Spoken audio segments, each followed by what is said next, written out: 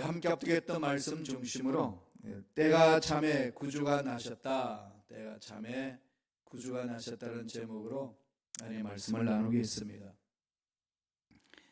성경에서 오늘 본문만큼 성탄의 깊은 의미를 드러내고 설명하는 곳은 없습니다. 대부분의 성탄 얘기는 사복음서에 들어있어요. 그래서 성탄 주일날은 늘 누가복음 2장, 마태복음 1장 이 중심으로 말씀을 목사님들이 전하십니다. 마가복음에는 성탄 얘기가 전혀 나오지 않습니다. 마태와 누가복음에 집중되어 있고 요한복음에 잠깐 언급되어 있습니다.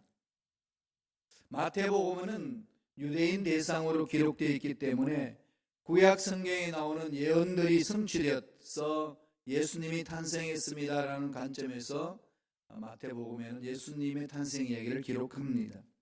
누가복음은 이방인 데오빌로에게 기록했기 때문에 의사인 누가가 가난한 자와 연약한 자의 이야기들을 많이 실습니다. 그 속에 하나님이 임재했다는 것을 말씀하고 있습니다. 이런 누가복음에서 예수님에 대해서 설명하는 것은 예수님이 인간으로 오셨다, 이걸 강조하기 위해서 누가복음에는 예수님이 인간으로 오신 것에 대해서 구체적으로 잘 설명을 합니다. 요한복음은 온 세상을 대상으로 기록했기 때문에 예수님이 이 지상에서 어떻게 태어나셨나 이거보다도 예수님은 원래 계셨다, 태초 이전에 계셨다, 하나님이시다라는 것을 강조하는 내용입니다.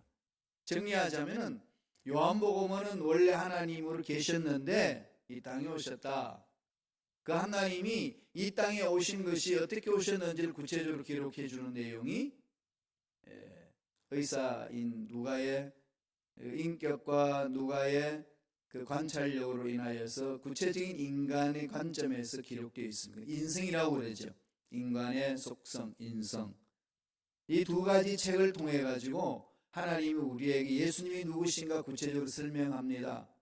정리하자면 예수님은 하나님이시고 인간이십니다. 이 고백이에요. 이건 어마어마한 사건을 설명하고 있습니다. 오늘 본문에 그 모든 내용들을 구체적으로 기록하고 있습니다. 어떻게 시작하는지 한번 살펴볼까요? 갈라디아서 4장 4절의 말씀입니다. 다 같이 자막을 통해서 읽겠습니다. 때가 참에 하나님이 그 아들을 보내사 여자에게서 나게 하시고 율법 아래에 나게 하신 것은 이 한 구절의 어마어마한 신비, 예수님의 탄생의 신비를 담아놓고 있습니다. 첫째로 뭘 말하나요? 하나님께서 아들을 보내셨다 그럽니다. 하나님께서 아들을 보내셨다. 이 말은 무슨 얘기죠? 아들이 원래 계셨는데 보내셨다는 거죠. 그냥 마리아의 태에서 잉태되어서 처음으로 창조된 존재가 아니라 이미 마리아의 태를 통해서 나타나기 이전부터 계셨다. 그 계셨던 하나님으로 계셨는데 그분이 마리아의 태를 통해서 인간으로 오셨다. 그것을 말씀하고 있는 거죠. 그러니까 하나님이 아들을 보내셨다. 단순한 출생이 아니라 성육신, 인카네이션을 말하는 거죠. 하나님이 인간이 되셨다. 이 내용을 아까 잠깐 설명했습니다만 요한이 잘 설명을 해줍니다. 요한이 한번 말씀을 전체히 묵상해서 한번 읽어보세요. 요한복음 1장 1절에서 3절 말씀입니다. 다 같이 읽습니다. 태초에 말씀이 계시니라. 이 말씀이 하나님과 함께 계셨으니 이 말씀은 곧 하나님이시니라. 그가 태초에 하나님과 함께 계셨고 만물이 그로 말미암아 지은 바 되었으니 지은 것이 하나도 그가 없이 된 것이 없느니라. 무슨 말씀이죠? 태초에라는 단어는 창세기에도 있습니다. 그죠? 하나님이 태초에 천지를 창조하시니라. 태초의 시간, 하나님이 시간을 창조하셨습니다. 그러니까 영어로는 in the beginning 이렇게 시작되잖아요. 요한복음 1장 1절에도 태초에, 똑같이 우리 한국말로는 태초에라고 번역되어 있지만은 시기적으로 생각하면 근본적으로 차이가 있는 거죠. 요한복음의 태초라는 말은 우주 만물이 창조되기 이전에 원래부터 계셨던 분이고, 창세기 1장 1절에는 태초에, 이 말은 하나님이 천지를 창조하실 시점에 이렇게 말하는 겁니다. 시간상 말하면 요한복음이 훨씬 영원한 시간을 말하고 있는 것이고, 영원한 시간 속에서 유한한 시간, 피조된 시간, 창조된 시간의 처음, 태초에, 이게 창세기 1장 1절에서 시작합니다. 그러니까 우주 만물이 창조되기 전에 예수님이 하나님과 함께 계셨다. 삼위일체 하나님이 존재하신다. 이렇게 얘기를 하는 거죠. 이게 신비잖아요. 그래서 지금 이걸 어떻게 설명해야 될지 몰라서 태초에 말씀이 계셨느니라, 말씀을 로고스로 풉니다. 헬라의 로고스, 말씀의 이 사상으로 풀어나가는데 그것도 잘 이해가 안 되죠, 그죠? 말씀이 계셨다. 그러니까 말씀인 예수님이 함께 하셨고, 예수님이 말씀으로 상징적으로 표현하고 있는 거죠. 예수님이 함께 하셨고, 우주 만물을 창조하실 때 예수님이 동참하셨다. 그 예수님이, 그러니까 성자 하나님이신 예수님이 인간이 되셔서 이 땅에 오셨는데 어떻게 했느냐? 성모 마리아의 태에서 창조된 것이 아니고 원래 계셨던 분이 하나님으로 인하여서 보내심을 받았다. 이걸 지금 설명을 합니다. 그러면서 3절에 뭐라고 그러나요? 만물이 하나 예수님으로 말미암아 지은 바 되었으니 지은 것이 하나도 그거 없이는 된 것이 없는데, 요한은 그렇게 얘기하는 거죠. 우주 만물은 다 예수 그리스도가 하나님으로 계실 때에 우주 만물을 창조하셨다. 성경에는 삼위일체 하나님이라는 단어는 없습니다. 그렇지만은 삼위, 성부 하나님, 성자 하나님, 성령의 하나님, 세 분이 하나로서 공동체를 이루어 하나님의 일을 하셨다는 것을 성서는 가르쳐 줍니다. 다시 말씀드리면 오늘은 우리가 성탄주일을 모였지 않습니까? 뭐죠? 예수님이 이 세상에 태어나셨다. 이걸 우리가 기념하고 아기 예수를 경배합니다. 어떤 의미가 있느냐는 거죠. 아기로 태어나신 이 예수님은 온천한 만물을 창조하신 분입니다라는 것을 성경에는 강조하고 있습니다. 그리고 예수님은 온천하보다도 크신 분이죠. 예수님은 온천하의 모든 것들보다도 강하신 분입니다. 그분이 이 지상에 오셨다. 기적 중에 기적이죠. 좀 다르게 말하면 엄청난 큰 물건이 조그마한 박스 안에 들어왔다, 이거예요. 가능한가요? 큰 코끼리가 냉장고 속에 들어갔다 그럼 여러분 믿을 수 있나요? 못 믿죠. 어떻게 그 코끼리가 냉장고 속에 들어와? 그러면 별 상상을 다 하죠. 코끼리 유전 인자를 축약해가지고 넣었다, 이렇게 여러 가지 상상력을 동원해서 합니다. 예수님이 이 땅에 오셨다, 이것은 어마어마한 사건 중에 사건입니다. 2000년 전에 유대 땅 베들레헴에 실제로 일어났습니다. 예수님, 하나님께서 인간이 되셨습니다. 이걸 찬양하는 거죠. 하나님이셨는데 인간이 되셨습니다. 하나님이 보내주셨습니다. 그래서 그 아기 예수를 경배하는 거예요. 그런데 이것은 유대인들은 이해를 못하는 거죠. 이해하겠어요? 왜 이해 못할까요? 왜 이해 못한다고 여러분 생각합니까? 유대인들은 왜 예수님을 믿지 못하고 왜 예수님을 핍박했을까요? 생각해 보셨나요? 사도 바울은 왜 유대인 중에 유대인으로, 율법사 중에 율법사요, 최고의 석학인 그가, 오늘 말하면 신학 박사인 그가 왜 메시아인 예수를 알아보지 못하고 예수 믿는 사람들을 그렇게 핍박을 했을까요? 십계명 때문에 그런 거죠. 십계명에 뭐라고 그랬나요? 나 외에는 다른 신을 두지 말라. 내 이름을 우상을 만들지 말라, 내 이름을 망령되이 일컬지 말라, 세 계명이죠. 다 하나님에 대해서 하잖아요. 인간, 팔레스타인에 태어난 인간 예수를 하나님으로 고백하니까 제일 걸리는 게 뭐죠? 10계명, 1계명, 2계명, 3계명에 걸립니다. 유대인으로 봤을 때는 어떻게 인간이 예수 하나님이냐. 그러니까 그렇게 고백하고 믿는 자들은 다 이단이라는 겁니다. 그래서 성경에는 그런 이단들을 잡아서 죽여야 하나님의 뻘발을 쓰는 자입니다. 그러니까 유대교에 충실하면 충실할수록 예수 믿는 사람을 핍박해야만 됩니다. 지금 예루살렘 땅에 그러고 있어요. 지금 유대인들 중에 정말 하나님의 은혜 안에서 예수님을 나의 구세주로 믿는 사람들이 많이 지금 생겨났습니다. 메시아닉 주, 그러니까 유대인으로서 그리스도인들을 말합니다. 그들이 옛날에는 몇십 명이었다가 몇백 명, 지금 몇만 명이 됐고 몇십만 명이 지금 번지고 있습니다. 그러니까 유대인들이 그런 것을 방해하기 위해서요, 어마어마한 핍박을 지금 하고 있습니다. 예수 믿는 집안에 폭탄을 던지기도 하고 유대인들이 그러고 있어요.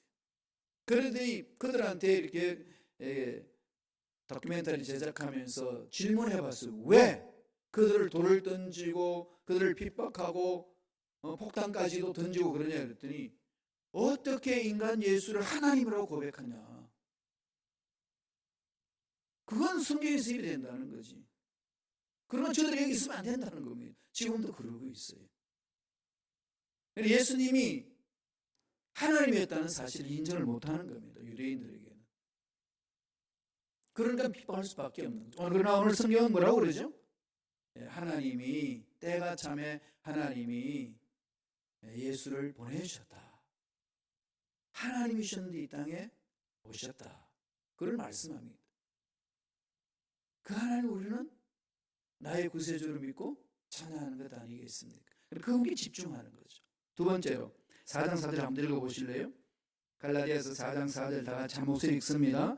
때가 참에 하나님이 그 아들을 보내사 여자에게서 나게 하시고 율법 아래에 나게 하신 것은 구체적으로 설명해 나가는 거죠. 하나님의 아들을 보내사 그 다음에 여자에게서 나게 하시고, 두 번째 주시는 메시지는 뭐죠?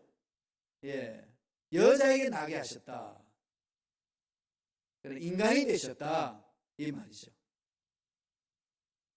여자의 태를 빌려서 인간이 되셨다. 이게 정말 신비입니다.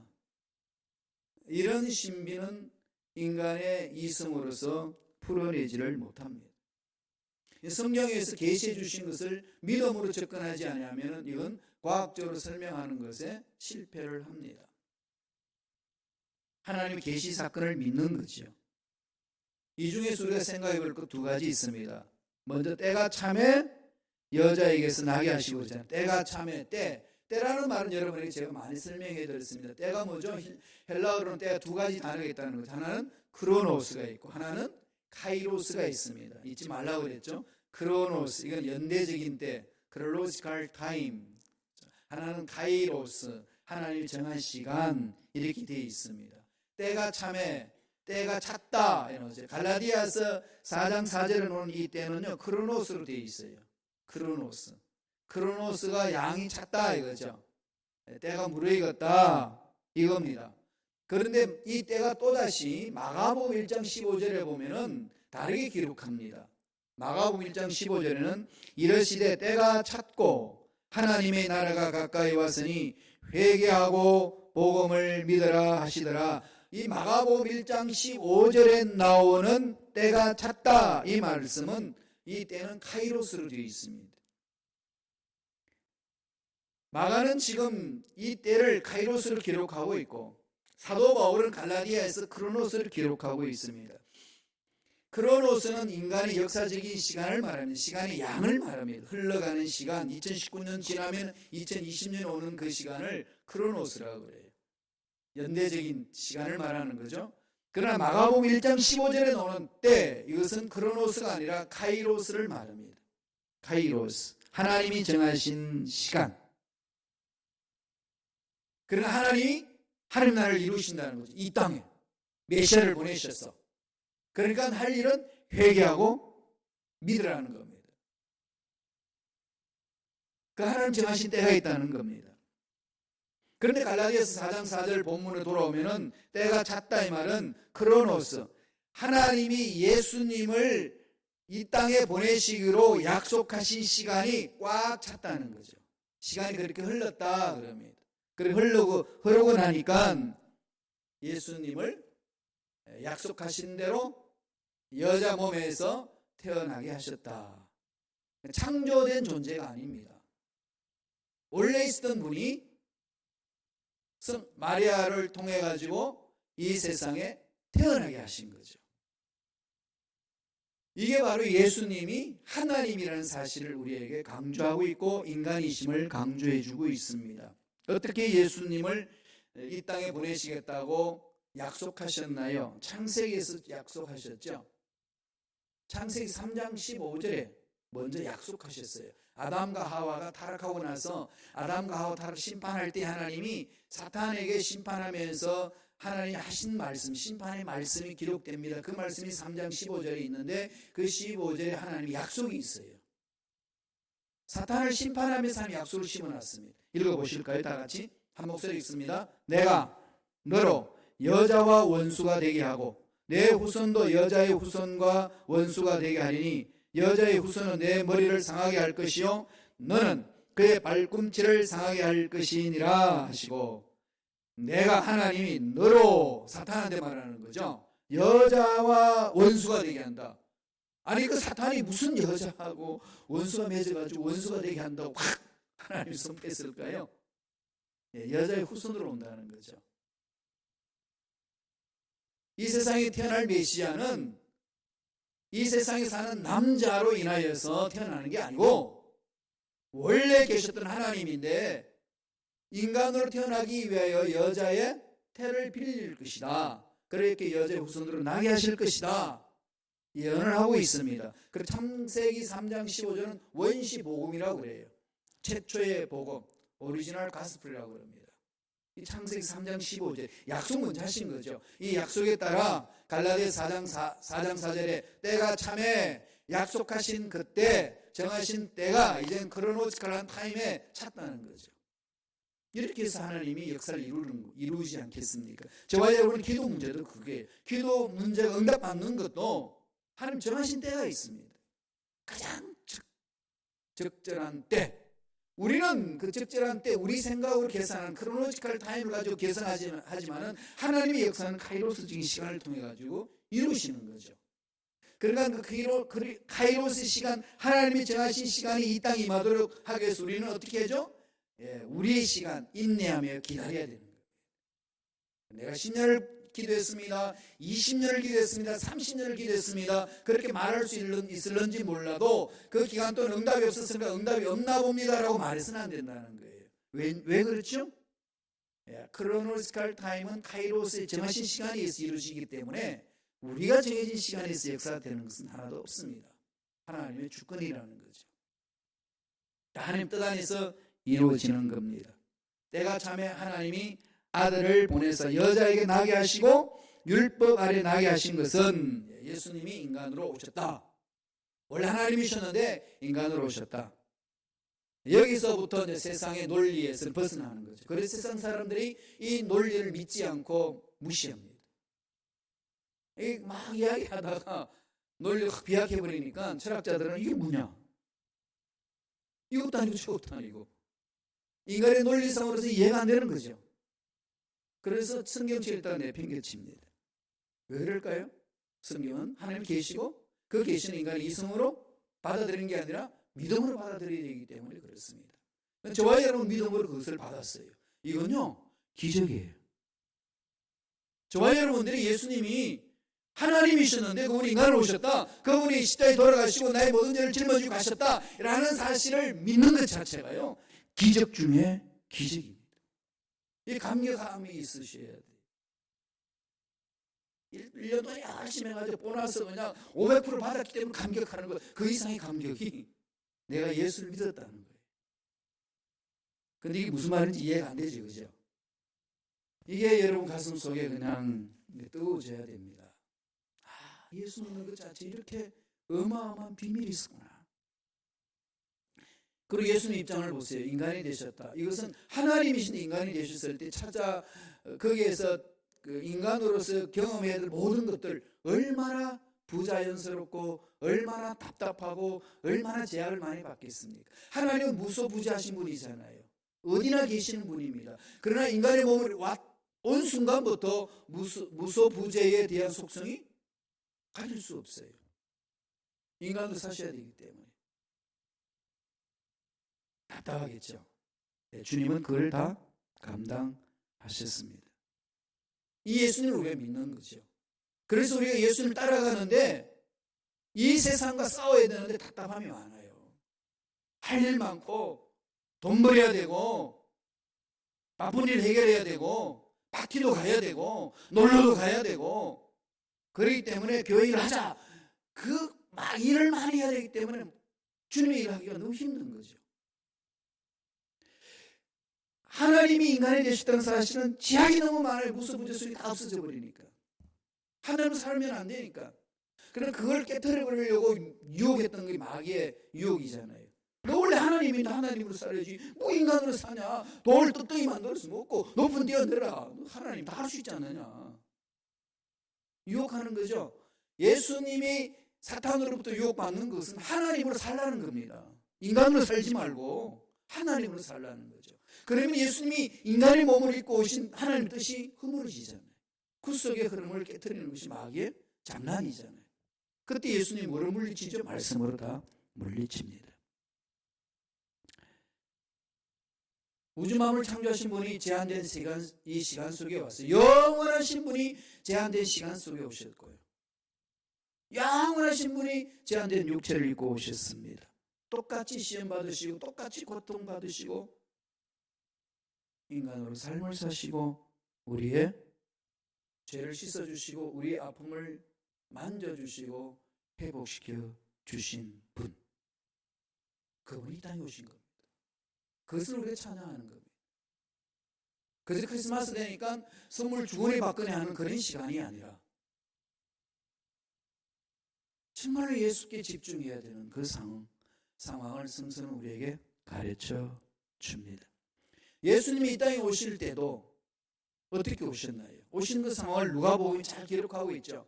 누가복음 2장 7절에서 11절입니다.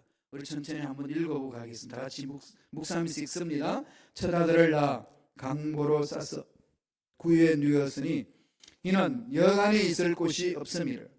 그 지역의 목자들이 밤에 밖에서 자기 양떼를 지키더니 주의 사자가 곁에 서고 주의 영광이 그들을 두루 비추매 크게 무서워하는지라.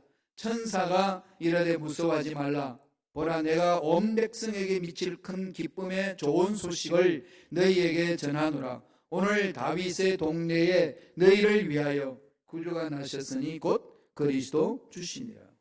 예수님이 태어나신 모습을 어떻게 설명하죠? 유대 땅 베들레헴. 그 당시 초강대국이 어떤 나라였죠? 로마.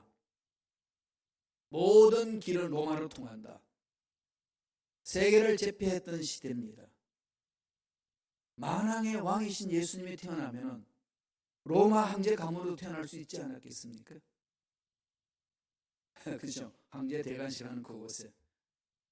근데 예수님이 이 땅에 오신 것은, 만왕의 왕이신 예수님이 인간의 먹고 이 땅에 구세주로 오신 것은 유대 땅, 지극히 작은 베들레헴에 태어나셨고, 예루살렘 중심이었던, 이스라엘 중심이었던 예루살렘에서 나신 것도 아니고 베들레헴 거기서 태어났는데, 태어난 장소도 침대가 아닌 말구유, 동물들의 오물 냄새가 진동하는 말구유, 그렇게 태어나셨어요. 우리가 지금 크리스마스는 지금 많이 미화되어 있죠. 아기 예수 구유 자리가 완전히 황금 자리가 됐어요. 그죠? 세계에서 가장 화려한 호텔보다 더 화려한 것처럼 우리는 그림을 그리지만은 그런 곳 아닙니다.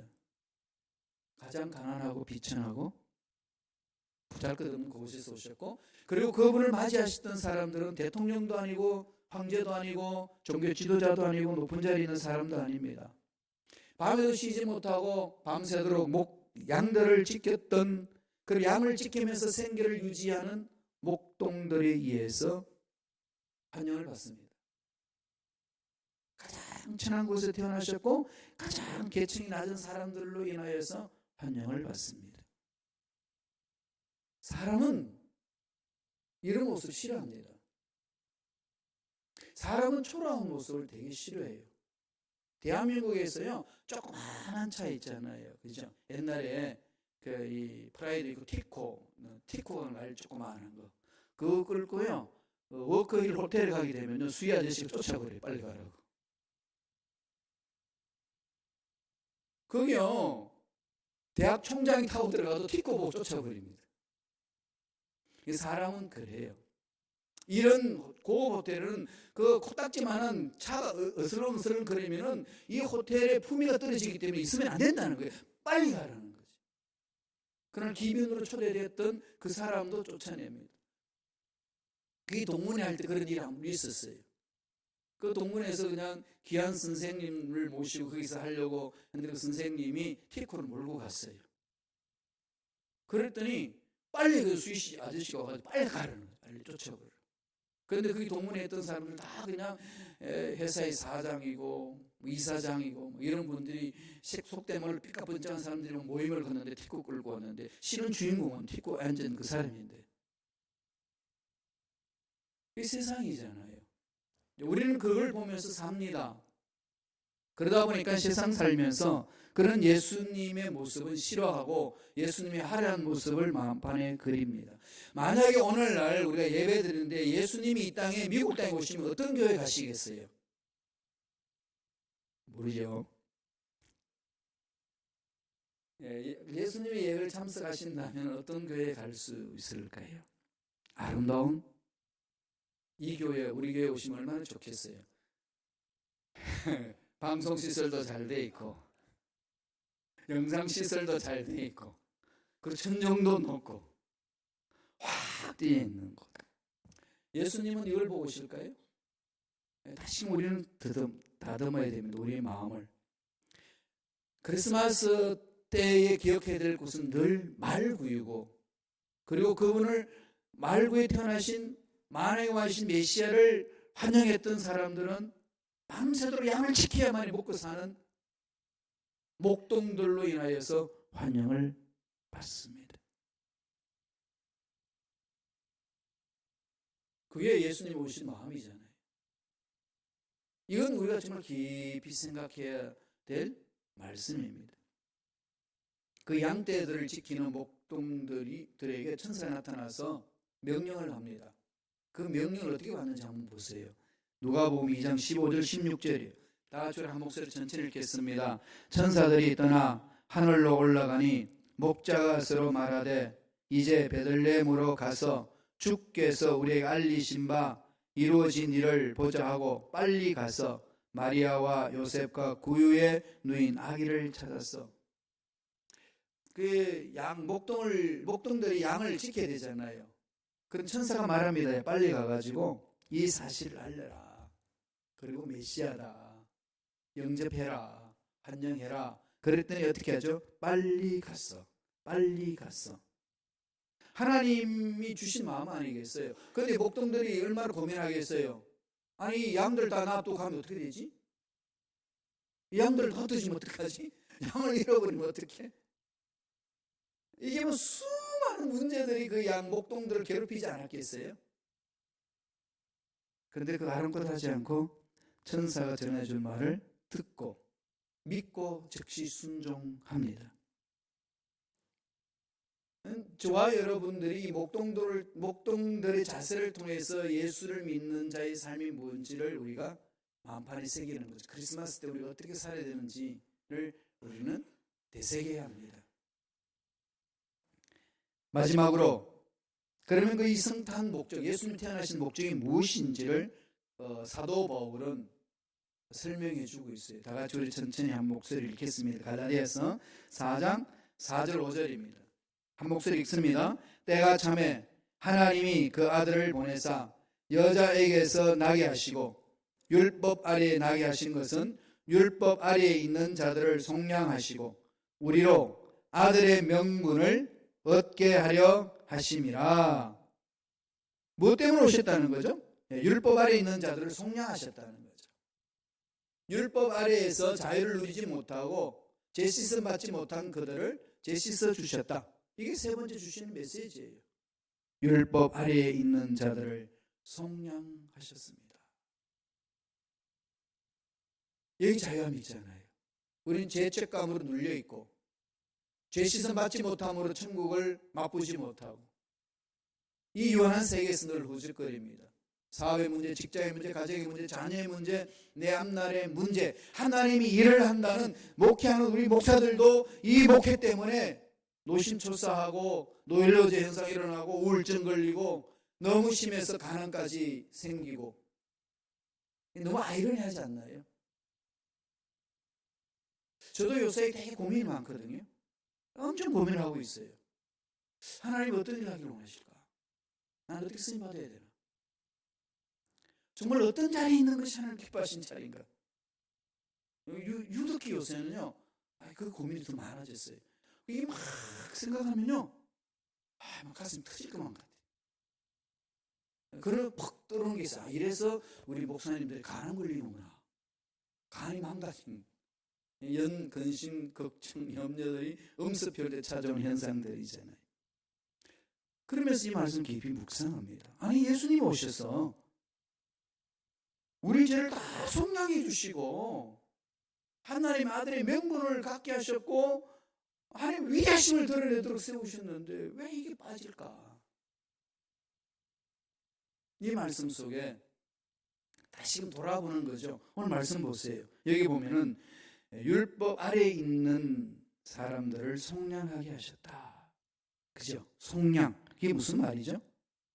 값을 지불하고 해방시키는 거 아니겠어요? 예수님은 무슨 값을 지불했나요? 인간으로 오셨어. 인간으로 살다가 십자가에 못 박혀 돌아가시고 그 십자가에 위해서 피 흘리고 살찜 찢기고 뼈 꺾이고 그렇게 고통받다가 돌아가셨습니다. 그 피로 우리는 구원받았어요.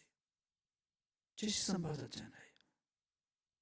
그리고 그걸 끝났으면은 그런가 보다 하지만은 그게 아니라 뭐라고 그러죠? 아들로 삼아주셨다는 거예요. 자녀로 삼아주셨다는 거예요. 자녀가 됐다는 건 뭘까요? 아버지 가지고 있는 재산을 상속시킨다는 거죠. 유산을 물려준다는 겁니다. 이 은혜가 저와 여러분에게 있습니다. 이 부분을 마태가 잘 설명을 해줍니다. 우리 마태복음 1장 20절 23절 우리 묵상하면서 우리 오늘 말씀 마칠까요? 다 같이 읽어봅니다. 이 일을 생각할 때에 주의 사자가 현몽하여 이르되 다윗의 자손 요셉아 내 아내 마리아 데려오기를 무서워하지 말라. 그에게 잉태된 자는 성령으로 된 것이라. 그가 아들을 낳으리니 이름을 예수라 하라. 이는 그가 자기 백성을 그들의 죄에서 구원할 자이심이라 하니라. 이 모든 일이 된 것은 주께서 선지자로 하신 말씀을 이루려 하심이니 이르시되 보라 처녀가 잉태하여 아들을 낳을 것이요 그의 이름을 임마누엘이라 하리라 하셨으니 이를 번역한즉 하나님이 우리와 함께 계시다 함이라. 두 가지 이야기하죠. 예수님이시다, 임마누엘이시다. 인간 예수다, 하나님이시다. 그분이 오셔서 우리의 모든 죄를 다 씻어주시고 하나님 잠을 삼아주시고 우리 앞날을 자유롭게 만들어주시고 행복하게 살 수 있도록 길을 열어주셨다라고 딱 결론 내립니다. 그럼에도 불구하고 우리들은 왜 이 세상 문제 앞에 끌려다니고 내 앞날의 불확실한 미래에 대해서 자꾸 요동하고 그래야만 될까요? 여기에 뭐가 문제 있죠? 예수님께 향한 믿음이 부족하니까. 예수님을 나의 구세주로 믿지 않고 내 인생의 주인으로 믿지 않으니까 자꾸 거기서 벗어나 내 생각과 내 계획을 자꾸 짜 맞춰서 그쪽으로 가고 싶어하는 연약함이 우리 속에 있습니다. 따라서 결론 내립니다. 이 성탄절을 맞이해서 어떻게 될까요? 내 인생 다 책임져 주신 주님만을 집중하고 신뢰해야 된다는 거죠. 그분을 바라보고 나아갈 때 아빠 아버지로 부를 수 있도록 자리에 세워주셨음에 우리는 아빠 아버지가 내 인생을 책임져 주신다 확신을 갖고 달려갈 때 참 자유와 평강과 하나님의 은혜를 맛볼 수 있다는 말씀입니다. 그날이 오늘이에요. 기념하는 날입니다. 이 은혜가 저와 여러분 삶에 넘쳐날 간절히 축원합니다. 기도하겠습니다.